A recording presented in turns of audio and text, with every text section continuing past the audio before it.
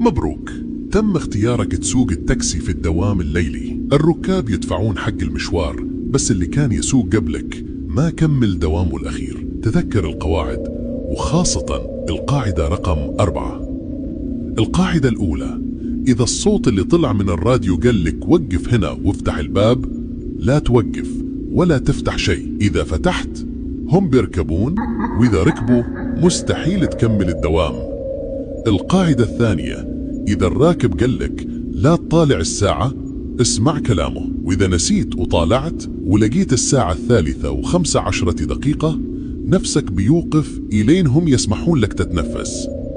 القاعدة الثالثة: إذا شفت حرمة واقفة في المطر بس ما تبتل، لا تناظر وجهها، خلها تركب ولا تسأل عن قصتها. القاعدة الرابعة: إذا حزام الأمان شد عليك فجأة كأنه يمسك فيك، لا تفكه. إذا فكيته نفس حار يقرب من أذنك يقول لك إنك ما تطلع أبدا. القاعدة الخامسة: إذا أحد قال اسمك من الكرسي الخلفي لا تلتفت، وإذا طلعت الشمس ولسه تسمع نفس وراك استمر، مو كل دوام ينتهي إذا طلع النهار.